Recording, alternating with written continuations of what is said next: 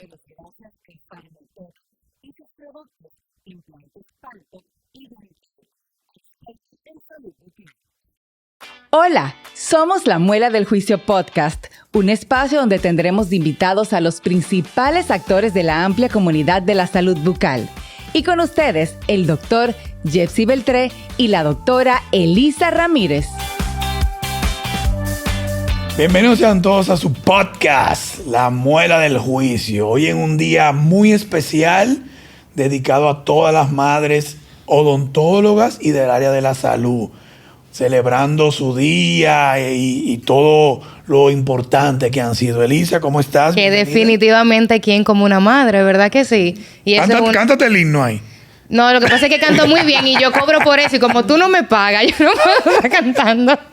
Pero nada, bienvenidos a otro episodio. Un episodio súper especial con personas muy queridas, definitivamente, de manera personal, con gran distinción, porque fue una de mis formadoras, ¿verdad que sí? Y traerla para acá con su hijo para que nos digan algunas cosas de la doctora, ¿verdad que sí? En su rol de madre. ¿Y quién mejor que un odontopediatra para hablar de madre? Es que no es una, aquí hay dos odontopediatras. Bueno, claro, hoy yo estoy, mire, ella no es madre. hoy yo ando aquí bien representada. Claro que sí. Recuerden, señores, @La Muela del Juicio Podcast en Instagram, YouTube, Spotify. Ya esta segunda temporada está llegando a su fin prontamente, así que sí. compártalo, denle su like, sigan recomendando personas porque esta travesía continúa. Y en este episodio feliciten a todas las madres odontólogas que tenemos. Claro que sí. Bueno, ella es odontóloga de profesión, odontopediatras, ambos, pasada presidenta de Sodoni, coordinadora de la maestría de odontopediatría en UNIBE, esposa y madre de 2, además influencer de las redes. Señores, la odontopediatra influencer que tenemos. Y su hijo también, por igual, que nos acompaña hoy para hacer esa dupla. Con nosotros está la doctora Carmelina de Herrera y su hijo Ernesto Venegas. Bienvenidos. Bienvenidos. Hola, bienvenidos. Gracias Beltré, Elisa, gracias por la invitación. La verdad que vinimos a compartir un ratito con ustedes y hablar un poquito de la vida de uno.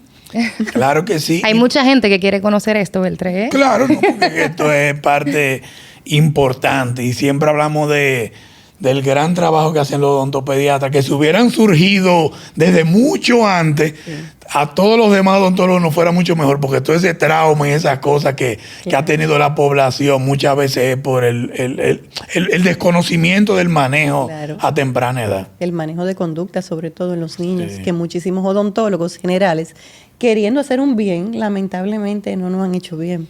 Claro a mucha que gente, o sea, a muchas personas de diferentes generaciones. Así bueno. es. Pero súper bien. Doctora, como siempre nos gusta iniciar de cómo le surge ese amor por la odontología, ese amor por su alma mater, la UNFU. Pues tú sabes que la UNFU en esa época era la real, ¿sabes? Ahí había... Entonces, los inicios de Beltré son en la UNFU. Yo quise terminarlo allá, Sí. pero hubieron unos problemas que... Técnicos. Los percances económicos que la UNFU, todos sabemos que ya no fue de otra, pero cuéntenos de esos inicios suyos. Claro. Pues nosotros comenzamos, la promoción mía es la promoción del año 84, realmente. En ese tiempo, la carrera de odontología duraba 6 años, bastante tiempo. Ya sabemos que la carrera dura 4 años, o sea que los estudiantes ahora van súper rápido. Y comencé originalmente, como le explicaba hace un ratico, estudiando bioanálisis. Yo me matriculé como bioanálisis. Y después pensé, bueno, realmente no me voy a pasar la vida entera haciendo eso. Y decidí cambiarme a odontología, que mi hermana y yo, que entramos el mismo año a la universidad, pues ella comenzó estudiando odontología y yo a partir del primer semestre me cambié a odontología. Ahí duramos 6 años. Real y efectivamente, un equipo de docentes excelente. Yo amo mi alma mater. La UNFU yo la amo realmente. Tengo muy buenos recuerdos, tanto de la carrera como de mis compañeros, como de mis docentes, realmente. Una excelente carrera. Y le doy gracias a Dios que pude completar los estudios ahí y hacer toda mi carrera ahí. Como les decía también hace un ratico, durante mi carrera, los primeros 2 años, yo entré a estudiar, mi hermana y yo, con un padre enfermo. Y mi papá falleció ya en el 2º año. Tuvimos una gran ventaja y es que en ese momento en la universidad te ofrecían una beca si tu padre o tu tutor fallecía y entonces pudimos continuar estudiando ahí. Wow, excelente. Mi mamá cubría todos los gastos, obviamente, porque ustedes saben que la carrera no es barata. Sí. Y todo lo que es instrumental, piezas de mano y demás, pues ella lo cubría. Pero gracias a Dios todo muy bien y al día de hoy tengo excelente relación tanto con los docentes como con mis compañeros. Si tiene que mencionar o recordar a algún profesor, ¿quién sería y por qué? Mira, tengo el recuerdo de dos personas que fueron los mentores de mi tesis, que es el doctor José María Heredia y el doctor Eduardo Curi. Eso sí. Fueron excelentes docentes y los recuerdo porque tiramos ese pleito con esa tesis de investigación en ese tiempo que no se hacía. Acuérdense que antes se hacía era revisión de literatura, pero la tesis de nosotros fue de investigación. Y el otro mentor sería la persona que me animó a estudiar odontopediatría, que es el doctor Pedro Ricard. Fue la persona que me enamoró, me conquistó y por lo cual yo aposté a esta carrera. Cuéntenos cómo fue eso, qué hizo él que la motivara a estudiar odontopediatría. Él nos daba la teoría de odontopediatría 1 y 2 y entonces esa clase era tan dinámica, era a las 7 de la mañana. Ay, Dios mío. Con un tremendo sueño y tú llegabas a la universidad y este señor brincando, saltando, haciendo chistes, anécdotas, tú te enamorabas de lo que él decía. Y luego, como profesor de clínica, era impresionante. Llegaba un día con una peluca, un día llegaba disfrazado, la cara se la pintaba, otro día llegaba con un corbatín, hacían muchísimos chistes, los niños se enamoraban de él y yo dije, esto es lo que yo quiero. Fue un reto realmente, pero sí me conquistó a mí, conquistó mi corazón, además de que era una excelente persona. Excelente, ¿no? Así Y gracias a Dios que se fue por esa línea, porque esa dulzura que usted Ay. exhibe, la necesitan los niños. Ernesto, en tu caso, ¿cómo te enamoraste de odontología si tu papá, por ejemplo, era ingeniero, un hombre, como que... Y también te tengo una preguntita para enlazarla ahí. Cuando estudiaste odontología, ¿ya estabas visualizándote como odontopediatra o simplemente fue algo que también te enamoró en el trayecto? Desde el colegio, a mí no me gustaban los números. No me gustan los números. Entonces, desde ahí ya yo dije, a mí me gusta más en el colegio siempre lo que era como biología, química. Entonces, obviamente yo tenía el ejemplo de mi mamá, de siempre ir al consultorio cuando uno tenía, tal vez su asistente no podía ir, quizás yo iba un momento, le ayudaba un día, y ahí me empezó a gustar la odontología. Yo entré a UNIBE, yo estudié en UNIBE, a diferencia, y al principio yo no estaba claro en odontopediatría. Fue un poquito más hacia como clínica, donde yo empecé, a mí no me gusta, pero yo empecé a trabajar era con adultos, clínica 1, que uno trabaja con adultos, esas restauraciones grandotas, así, las amalgamas. Entonces, a mí no me empezó a gustar trabajar con adultos. Y no por influencia de mi mamá. Ella nunca me dijo como que, mira, odontopediatría. No, nada que ver. Y después tuve la teoría. Mi profesora fue la doctora Ninoska. Y la doctora Ninoska como que me fue enseñando como la teoría. Y me empezó a gustar. Y después fui descartando varias. O sea, clínica de periodoncia, no. Endo me gustaba, como que la paciencia, lo otro. Pero después llegué a los molares y dije, no. Eso no es lo mío. Y al final, mi mamá sabe que yo estaba entre orto y odontopediatría. Entonces, yo fui al consultorio de un ortodoncista y me pareció como muy monótono, como adulto y así. ¿Y cuál fue la reacción o la cara de tu mamá el día que tú te sentaste con ella y le dijiste, mira, definitivamente, te voy a seguir los pasos? Es odontopediatría. Yo no me acuerdo. ¿Tú te acuerdas? Para nada. Yo no me acuerdo. No, porque esto fue debatido. Ernesto pasó por un consultorio de una rehabilitadora amiga, de un ortodoncista amigo y de una endodoncista, mi amiga y hermana. Y realmente, cuando él terminó esas rotaciones, me dijo, mamá, esto no me gusta. Me gusta la Yo le digo odontopediatría. mamá. Yo no le digo mami, yo le digo mamá. Mamá. Y él me dijo eso. Entonces yo me quedé como, wow, ¿te gusta la odontopediatría? Me dijo, sí. Digo yo, bueno, pues vamos a comenzar a que tú vengas al consultorio. Y él cuando tenía las vacaciones en UNIBE, pues venía a ayudarme en el consultorio y definitivamente sí.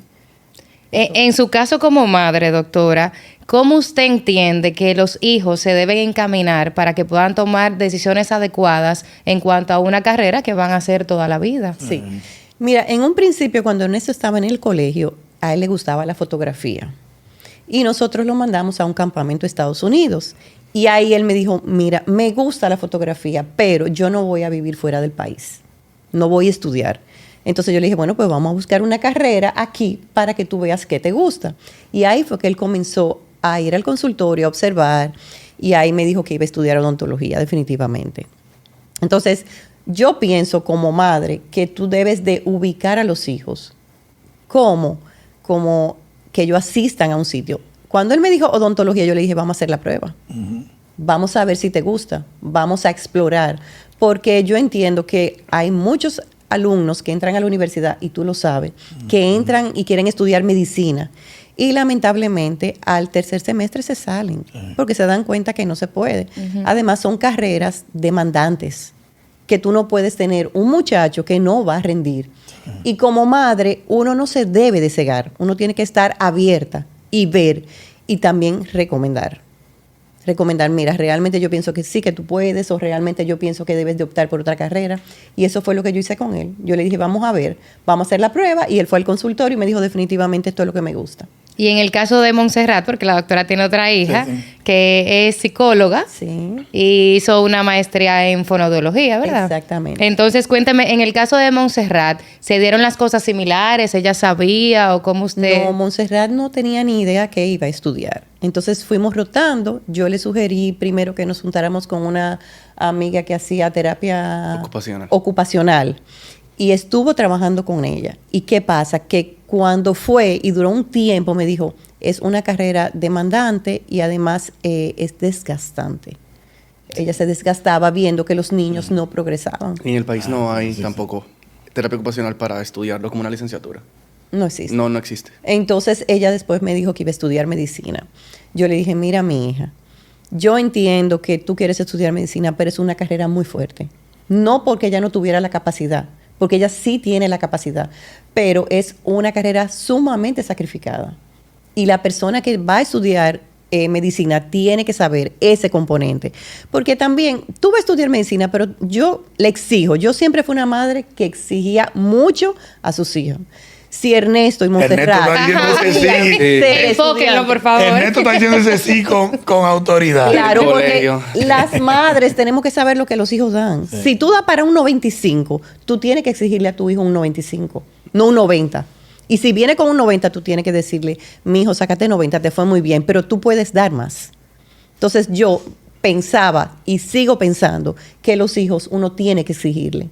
Y las personas, este mundo es un mundo totalmente competitivo, donde tú no puedes tener personas que son buenas y que se vuelvan mediocres. Eso es muy importante y se lo digo siempre a las madres, exígele. Ahora, si tu hijo da para un 80, exígele 80, pero tú te vas a dar cuenta. Claro. Yo tengo muchos compañeros de la universidad que fueron excelentes de 90 y lamentablemente no ejercen la odontología. Por muchas causas, sobre todo la inteligencia emocional. Pero hay personas que son como yo, que yo me gradué con un mísero cum laude, y ese cum laude me tiene donde me tiene. ¿Por qué? Porque yo soy empoderada, porque yo quiero seguir hacia adelante, porque yo he hecho el pleito. ¿Entiendes? Entonces tú tienes que tener en tu vida un balance. No solamente las notas, tú tienes que tener un poco de inteligencia emocional y eso te va a llevar al éxito. Ahora que usted habla de mujer empoderada, ¿cómo se conjuga en estos tiempos la profesión, la familiaridad, el trabajo, o sea, la vida personal, el ser mujer? O sea, ¿cómo se hace un equilibrio entre todo eso? Es complicado. Es complicado porque tú no siempre puedes serlo todo al 100%, lamentablemente.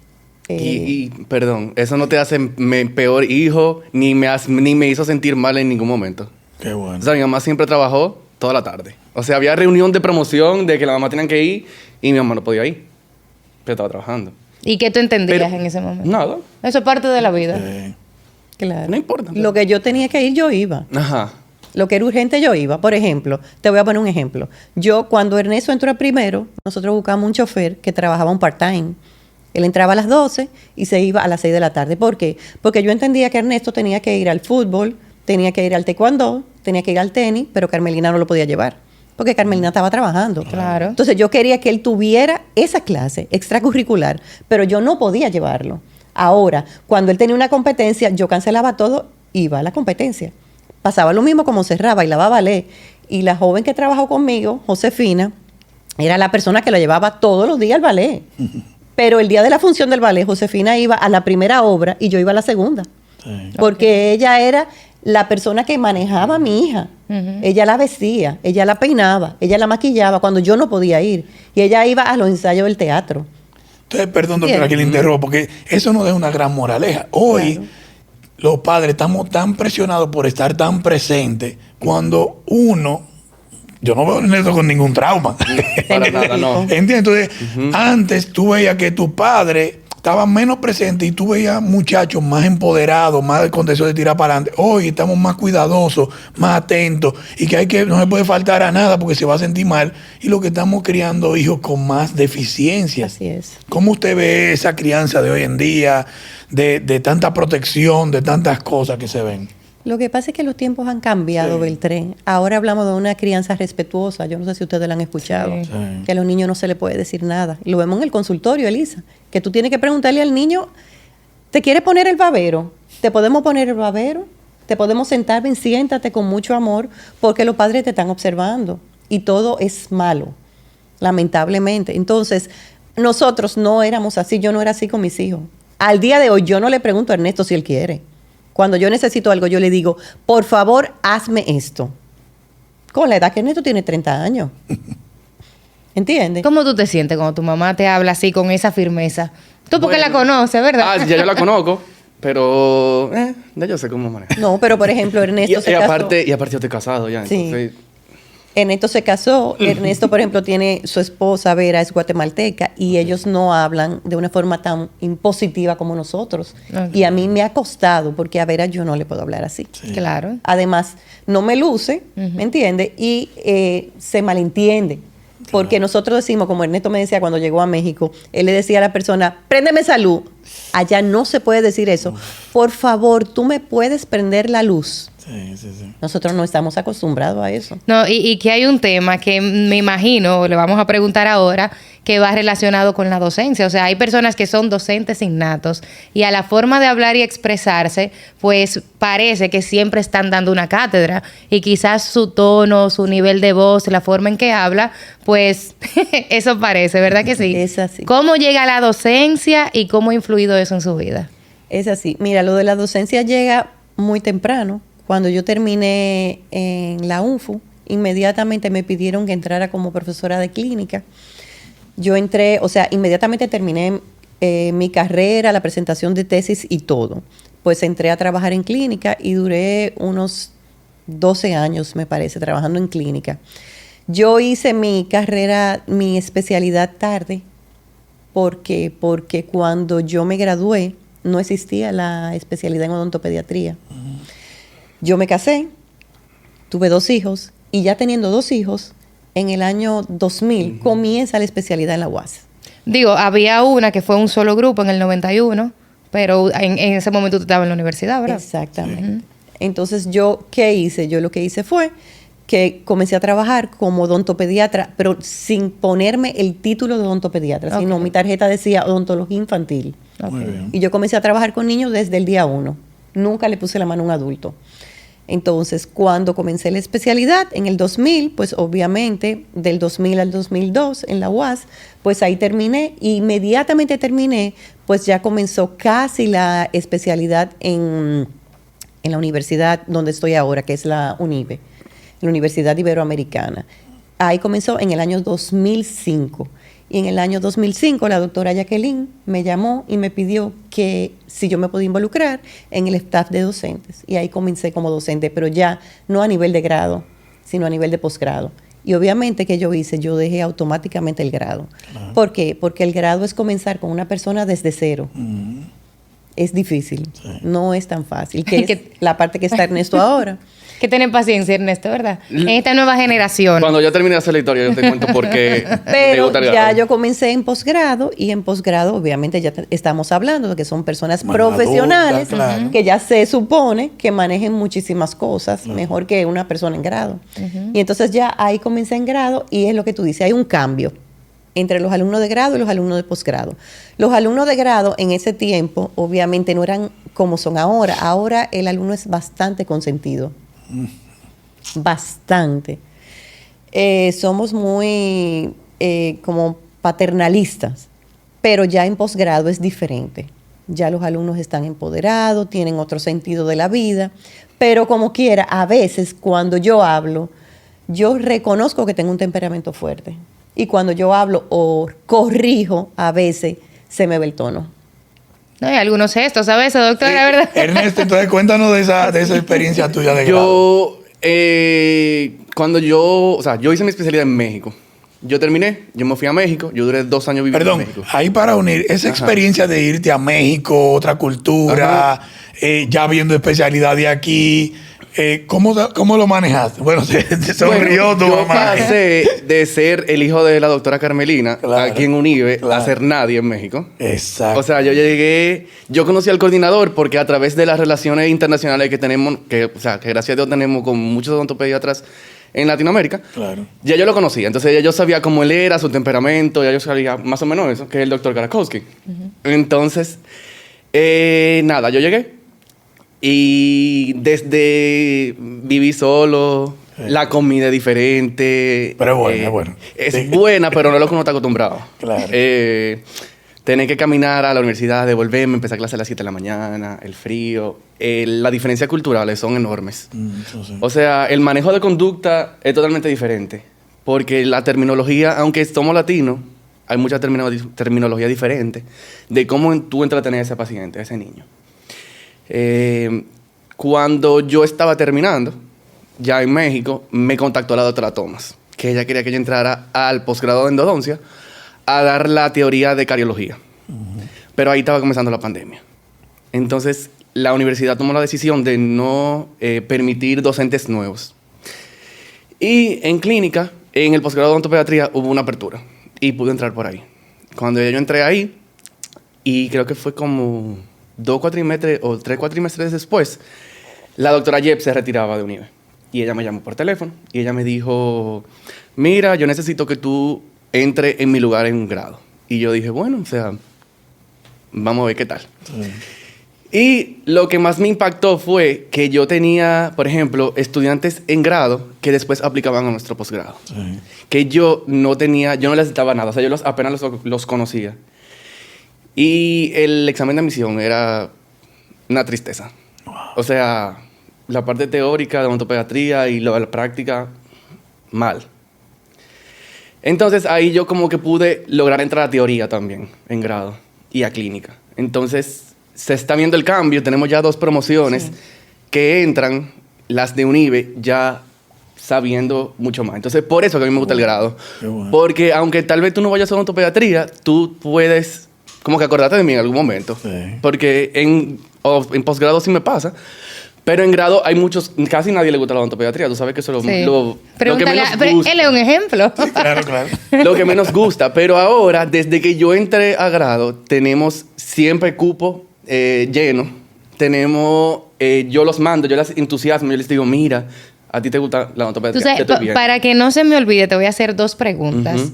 O una para los dos y otra solo para ti. ¿Qué se siente ser inspiración para otras personas a tu corta edad? Ujú. Y muchas personas quizás se preguntan, porque hay a veces temas personales y decisiones personales que los demás no conocen, ¿verdad? Ujú. Pero aquí estamos para conocerlos.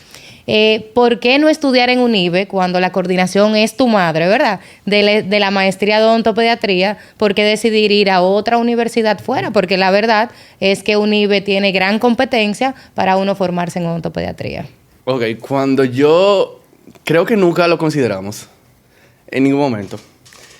En grado, yo pasé mucho trabajo. Había profesores que se la cogían conmigo. O sea, tú eres el hijo de Carmelina, vamos a entrarte a ti. O sea, no era agradable. Entonces, tratamos de evitar ese tema de que yo entrara a posgrado bajo su coordinación. Buscamos México, la parte económica. Me dieron una beca de como un 40%. Mis papás me lo podían pagar, obviamente. O sea, lo otro, lo que restaba, más mi manutención.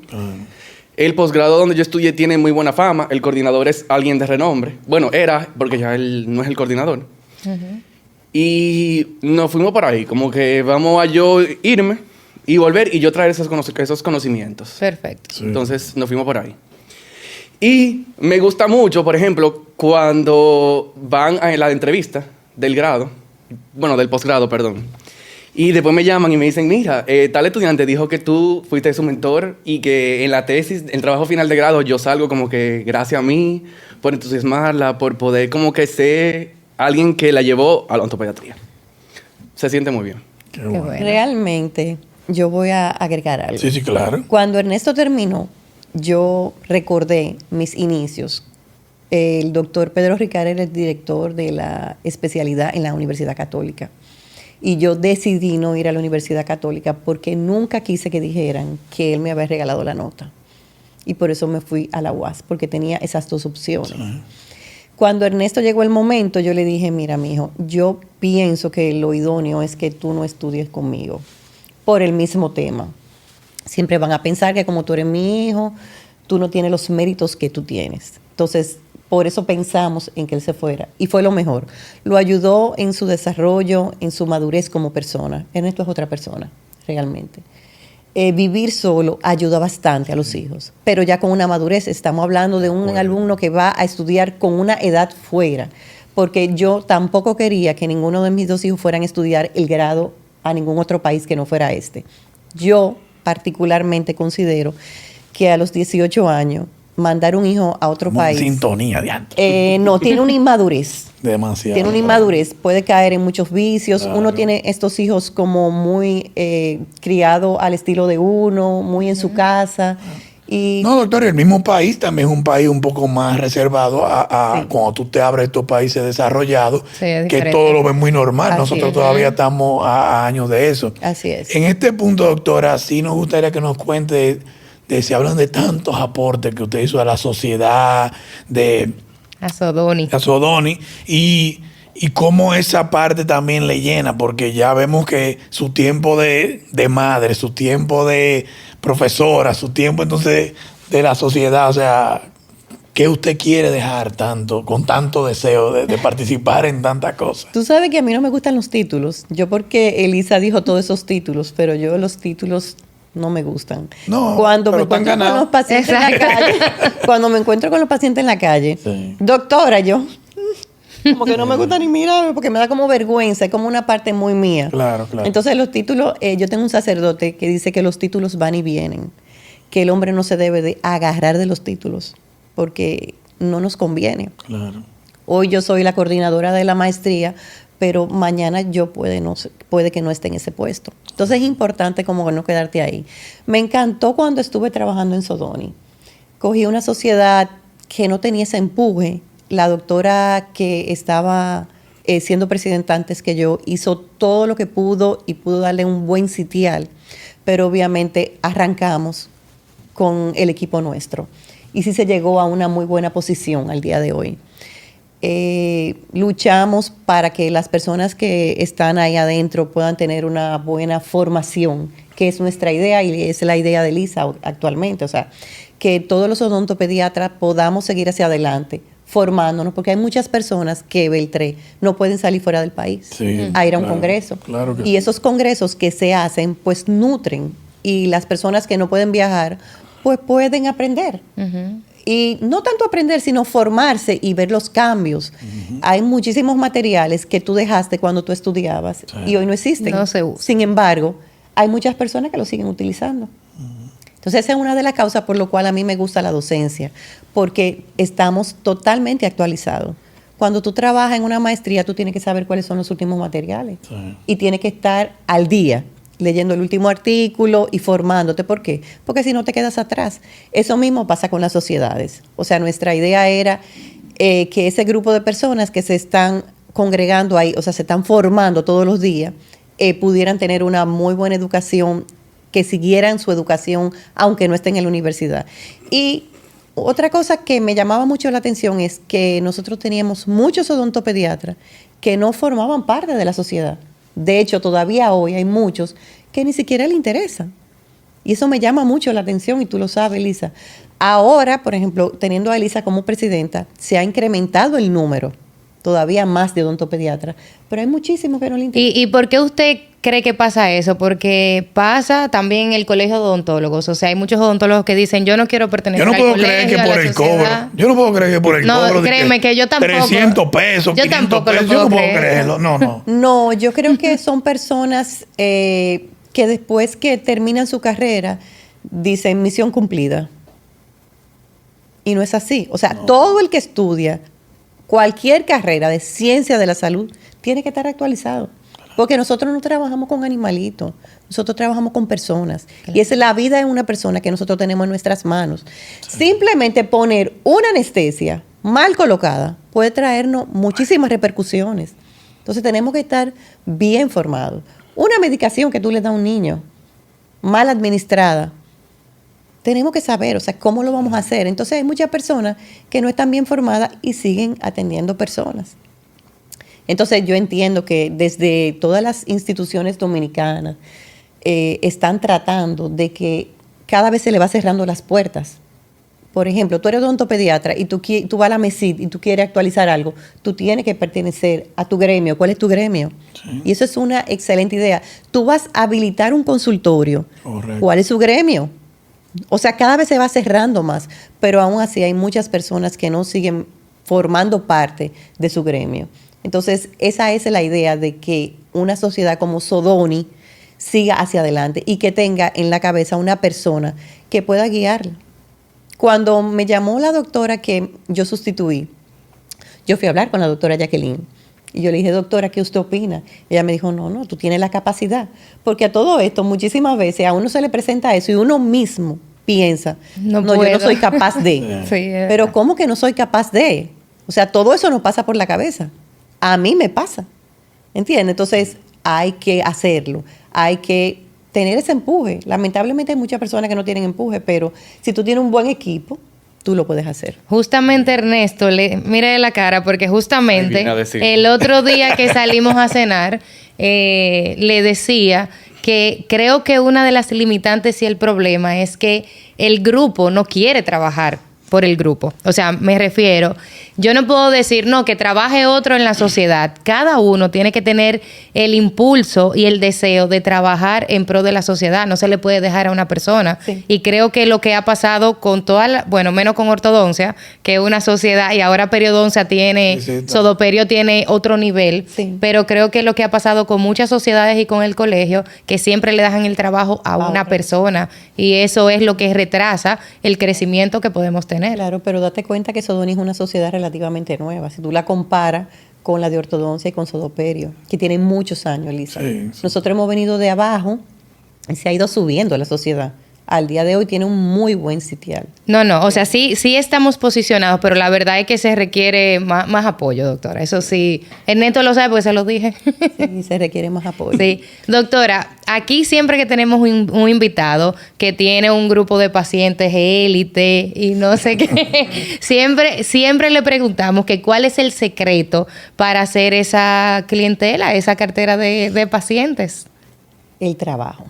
La disciplina de trabajo. Poco a poco, o sea, no son pocos años, Elisa. Yo estoy trabajando desde el año 91 y después desde el año 2002 que terminé la especialidad, trabajando duro. Yo soy sumamente disciplinada y Ernesto lo sabe, que está al lado mío. Ernesto, por ejemplo, me dice, yo no voy a trabajar el martes en la tarde. ¿Por qué? ¿Qué te pasa? No tengo un compromiso. Yo trabajo los martes en la tarde. Es un ejemplo. ¿Pero por qué? Bueno, porque yo me voy a ir a dar un masaje. ¿Un masaje? ¿Cómo así, mijo? Es un ejemplo que anda. No, o sea, él se para unas horas porque él se va a ir a... Y yo, mijo, pero yo nunca hice eso. Bueno, mamá, son otros tiempos.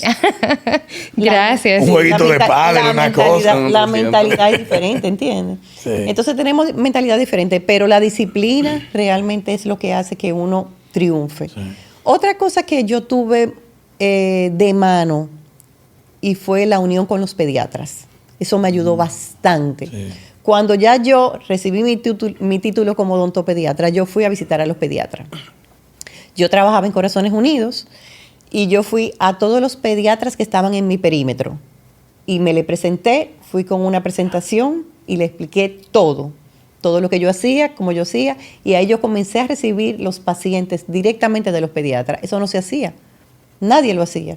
Y entonces yo comencé con ellos, de la mano de los pediatras, mi clientela fue... Pero si yo soy hijo suyo. Te sientes identificado tú con la doctora. Así es hacer la diferencia, innovar. Déjame ver qué es lo que no están haciendo, dónde está el... Claro. Eso mismo es. Otra cosa que yo hice fue unirme con las personas dueñas de los campamentos de verano. Yo iba al campamento en ese momento, aprovechaba el día que iba a ir el doctor Muelitas y yo iba con una cartica mía y le explicaba a los niños cómo era el cepillado junto con el doctor Muelitas. O sea, ellos tenían su charla. Yo simplemente iba, estaba ahí y obviamente los padres me iban conociendo poco a poco porque recibían una comunicación que decía doctora Carmelina de Herrera, ya con el título de odontopediatra, obviamente. Y entonces ahí los niños iban. O sea, es un trabajo que se va haciendo, eso no es fortuito, ¿eh? Las cosas no llegan porque sí. Las cosas llegan porque uno quiere lograr la meta y uno se faja a conseguirla. Ernesto, y en tu caso, que entras al consultorio de la doctora, ¿verdad? Porque ya tiene su trayectoria. El consultorio se llama doctora Carmelina de Herrera. El hombre no puede coger descanso. No te dan permiso ni para salir. ¿Para dónde O va? sea, ni un masajito, hombre. ¿Cómo tú manejas eso? ¿Qué tan fácil es trabajar en un consultorio que ya tiene un nombre o qué tan difícil, verdad? O sea, fácil desde el punto de vista que yo llegué y yo acabé parado. O sea, yo llegué de México y yo tenía paciente citado el lunes, por ejemplo. Desde que yo me gradué, igual yo nunca trabajé con adultos. Yo siempre trabajé con pacientes pediátricos en el consultorio, de lo que se portaban bien, de lo que eran como más grandecitos, que no había que hacer mucho manejo de conducta. Ya cuando yo llegué, yo caí parado con todo. Obviamente, hay gente que No, es Carmelina. se rehúsa, o Lo sea, bloqueaban. se rehusaban. Hay gente que por necesidad ha tenido que atenderse conmigo un día y dicen como que, pero él sabe. Sí. O sea, él no es malo. Y ya la próxima vez, tan open de que no hay disponibilidad con la doctora por esta semana. ¿Quiere venir con el doctor? Ah, sí, ponme, no hay problema. Y hay gente que definitivamente no les gusta. Sí. Porque eso pasa. Y lo Regularmente los pacientes se casan con su doctor. O sea, eso pasa en Algunos varias sí. especialidades. Sí, algunos sí, otros son más open mind. O sea, para mí es lo mismo que te Uno atendamos, lo que o no sea, se puede sentir mal por eso. Al principio yo me sentía mal. Yo decía como que, ¿por qué esta señora me está haciendo esto? Sí. Y yo como, mierda, o sea, ¿Y cómo manejaste eso?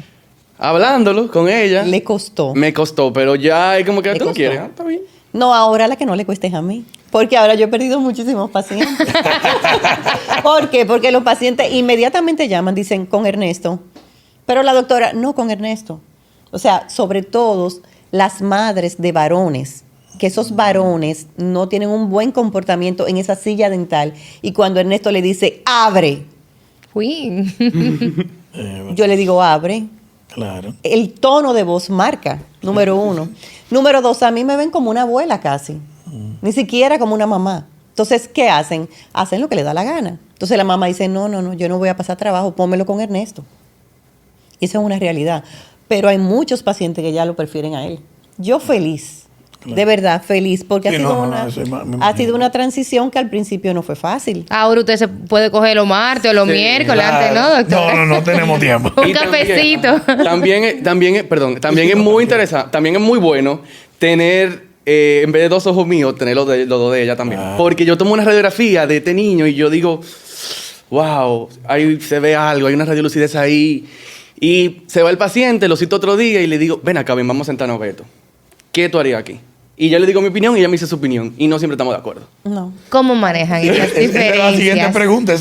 Esas diferencias de criterios, de manejo. Bueno, mira, Y generacionales, Y ¿verdad? generacionales. Porque- algunas Claro. veces me cuesta, por ejemplo, tenemos el caso de un paciente de una gingivoestomatitis que llegó, que Ernesto vino manejándola de una forma de México y yo le dije, Ernesto, yo la manejo. No, yo la manejo de otra forma, no hay problema. Y al final él entendió que como yo la manejo, funciona bastante bien. Esa fórmula magistral, mira, no hay Funciona muy perdedera bien, con funciona eso. bien. Pero, por ejemplo, yo soy antiformocresol. Pero no por nada, no porque tiene evidencia. Yo llegué con mi cabeza MTA. Entonces, Por el olor, será. vamos a hacer la pulpotomía con MTA, vamos a poner MTA, ven, mira, hay MTA, este MTA nuevo, está diseñado para odontopediatra. Tuvimos en Cancún una vez y tuvimos con la química que diseñó el MTA y lo espatulamos con ella. Y ella también acepta algunas cosas. Sí, yo amo el formocresol. Cómo se debe de utilizar. Sí. Porque es importante. El aliento, Elisa, que tú me has escuchado a mí hablando muchísimo del aliento.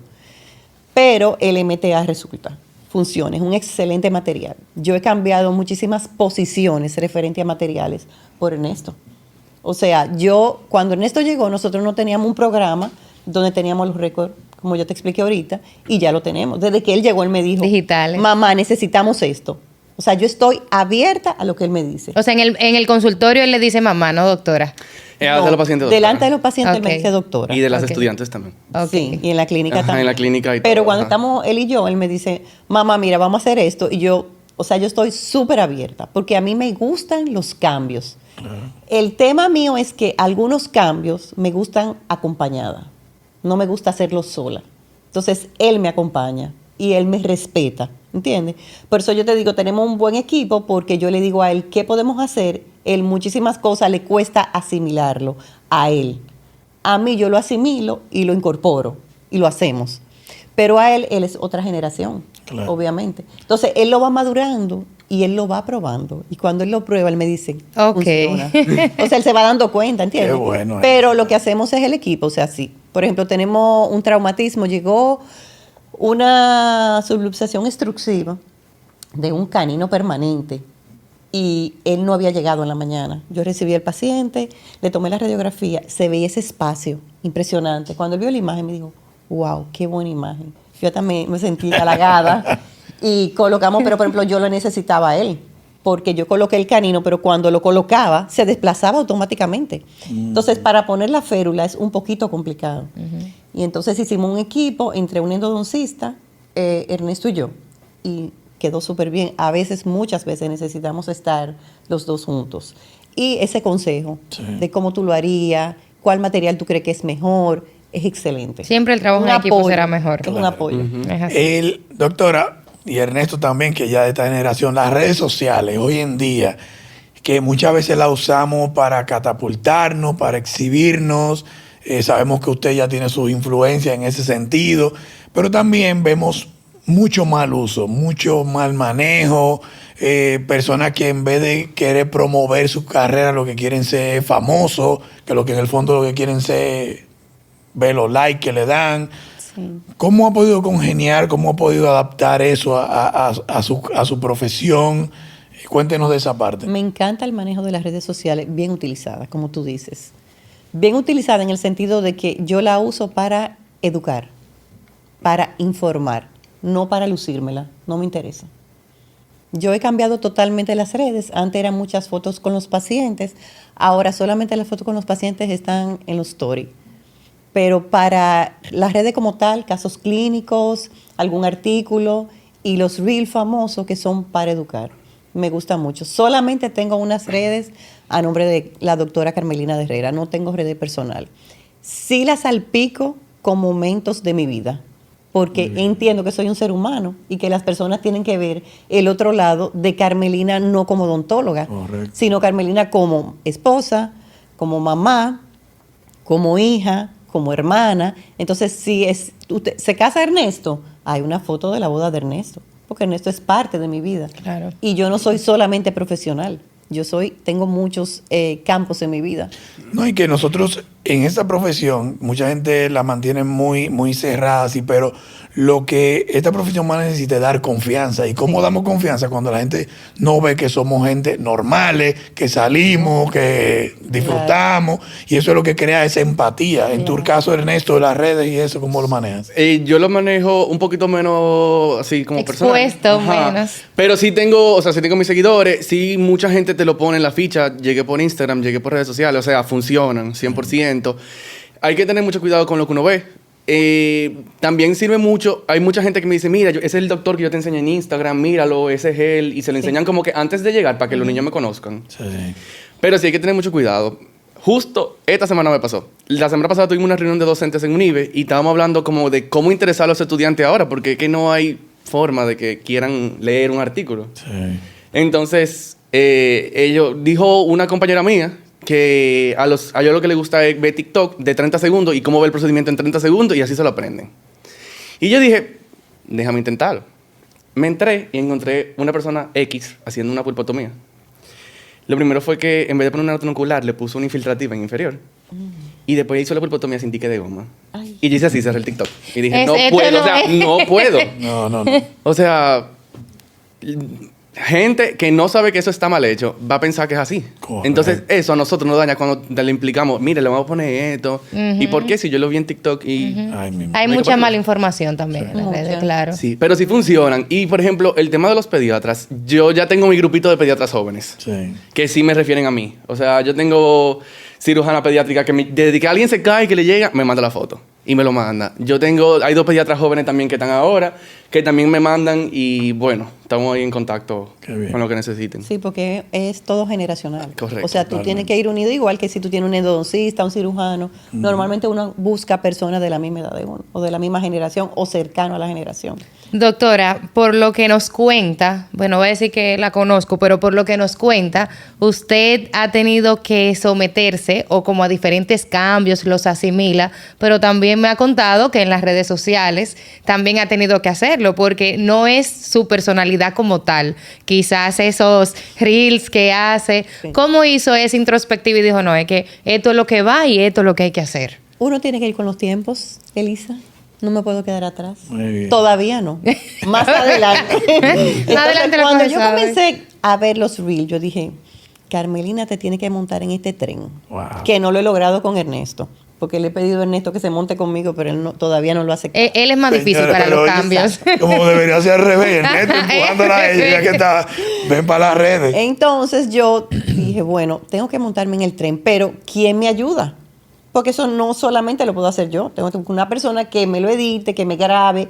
Entonces busqué a mi sobrina y mi sobrina me está ayudando en ese trabajo. Ella va un día a la semana al consultorio, hacemos los reels, ella lo edita, lo monta, yo lo chequeo todo. A veces es muy rápido, se me salen las S, no es tan fácil. Hay que grabar varias veces. A veces no tengo ni siquiera pintalabio puesto porque es cuando termino el día de trabajo.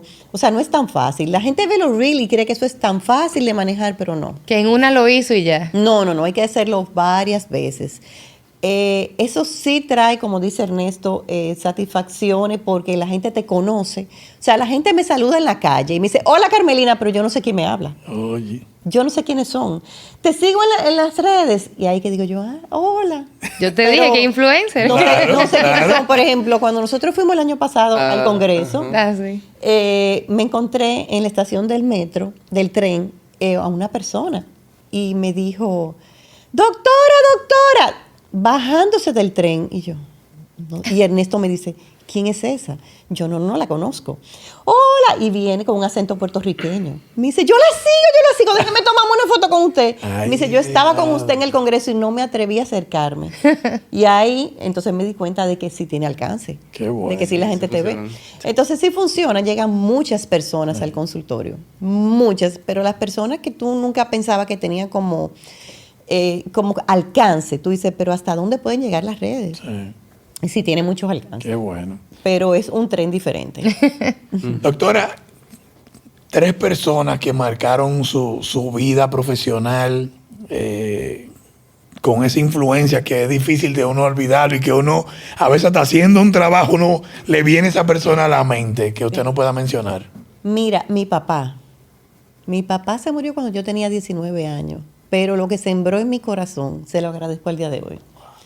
¿Por qué? Porque fue un hombre de un empuje, que lo que me decía es, mi hija, el hombre tiene que estudiar. El que no se forma no llega a nada. Y se lo agradezco al día de hoy. Mi papá me dejó 23 cromosomas y una carrera profesional. Wow. Y con 2 manos que yo tengo, he llegado a donde estoy. La verdad que sí. La otra persona que me marcó mucho, y ustedes lo saben, es el doctor Pedro Ricard.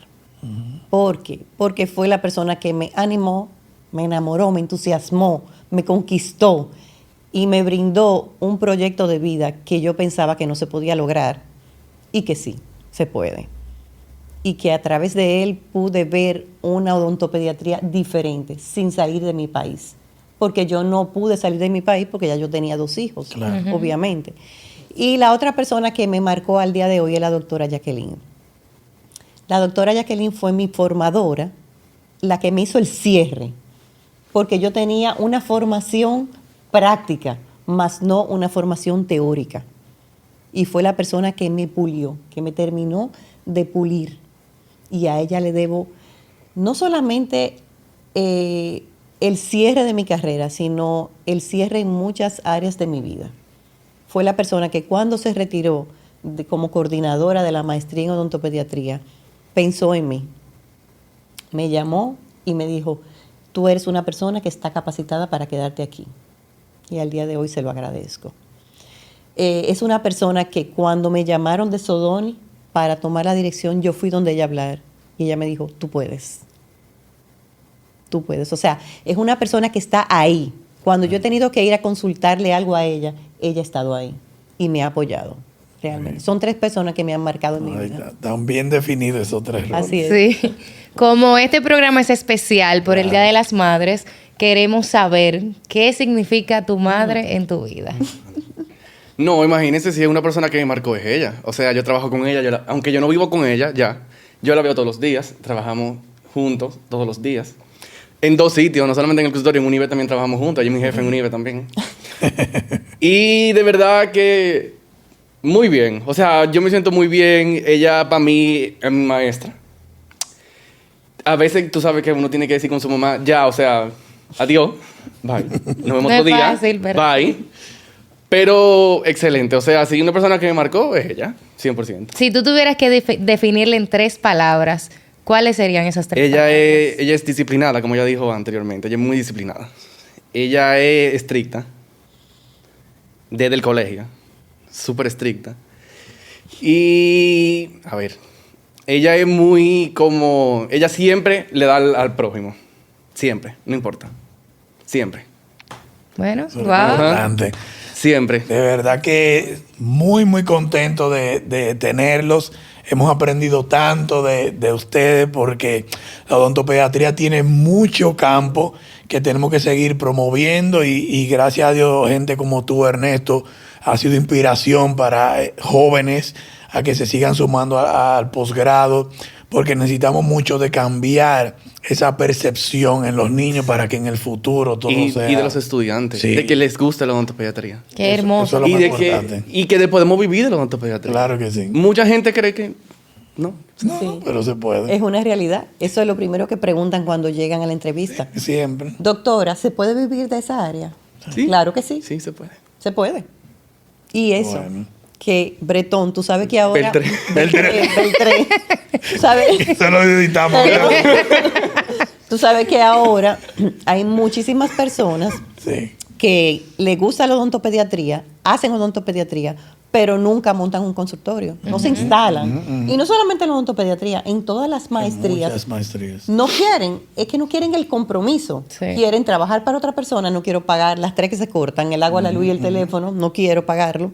No quiero tener una responsabilidad de una agenda, no quiero tener una secretaria, o sea, son muchas responsabilidades. Claro, claro. Entonces, es bueno que se sepa que cualquier carrera bien llevada dentro del área de la odontología, cualquier maestría, puede resultar innovadora, puede representar para ti un consultorio bien llevado, te puede representar ganancias. Claro. ¿Entiendes?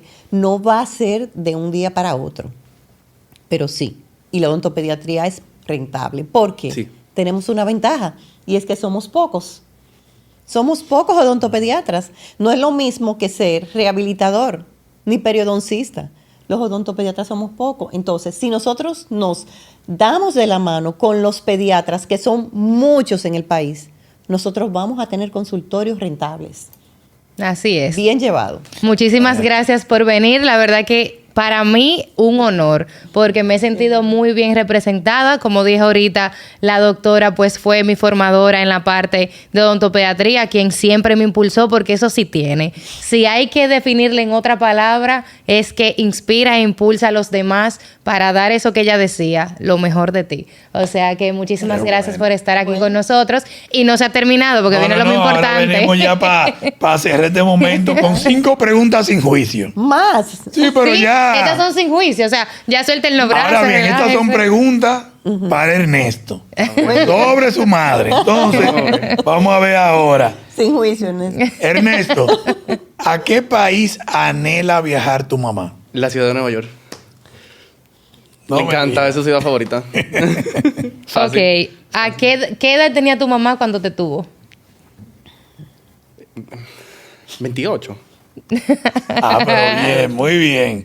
Entonces, ¿cuál es el plato que mejor se le da a tu mamá en la cocina?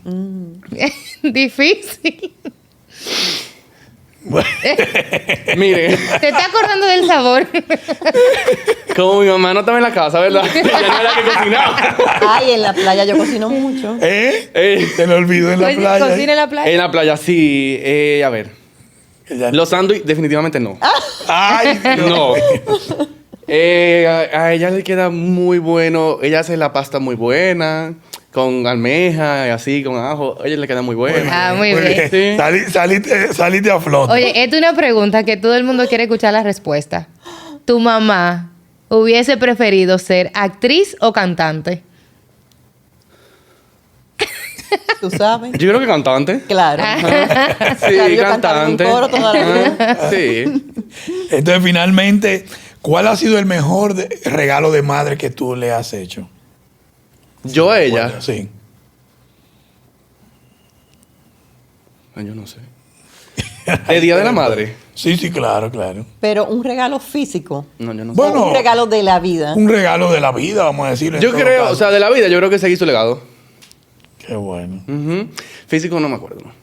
No, está perfecto. sí. De verdad que muchísimas gracias nuevamente por acompañarnos en este episodio especial de madre, y creo que cayó como anillo al dedo, porque tú has sido Sí. una madre empoderada que ha dejado Un un ejemplo. legado, y una madre de los viejos tiempos, pero actualizada. Que Exacto. conste, que conste. De verdad que ha sido muy importante, y para nosotros muy, muy grato tenerlos aquí. Elisa, despídelos. Nada, felicitar a todas esas madres odontólogas y aquellas que nos siguen y no son odontólogas, que definitivamente lo mejor y el ejemplo está aquí, que es criar con disciplina y amor. Excelente. Señores, nos vemos en un próximo episodio.